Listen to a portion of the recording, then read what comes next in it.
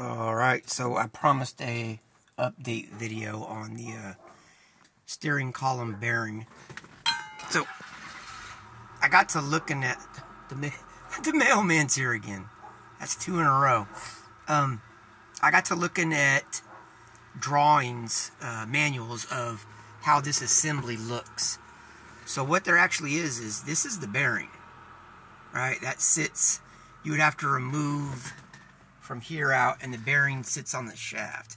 So I got the bearing, it showed up, and I said, let me just check size. And yeah, that's obviously not what was making it slide around. But in those same drawings, originally there used to be a really thin steel sleeve that centered the bearing. Now they make it out of plastic, and you can see it in there. So, unfortunately, when I got it, I test fit it and kind of slid it in and could not get it back out. So it's in. You can see it. It looks like a castle nut. Yeah, you can see it right there. And if you look to the right at about 3 o'clock, you can actually see the bearing. I'm trying to do this 2 hands. Right there, you see the lip of the bearing. You can see this part. So that's in, and there's nothing holding this in place. It's in good.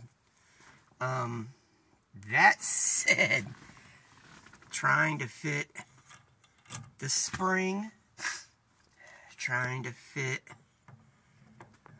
the adapter, that and the steering wheel to then put the nut on. Oh, I'm gonna need some help with that. Maybe that other Brian will give me a hand, or my buddy Matt. Somebody's gonna help me. Somebody owes me a favor. But anyway, yeah, that's what it was. That retaining bushing or ring, you know, it was probably the original one. It wasn't even in there, and that's what allowed it to move up and down. So the spring being in there, you know, prevented a lot of it. But man, it moves nowhere right now. So I hope that helps somebody. And for my 5 guys that actually watch the videos I put out, right on. Appreciate you guys. It's Christmas Eve. Merry Christmas. We don't say Happy Holidays. Happy birthday, Jesus. All right, guys.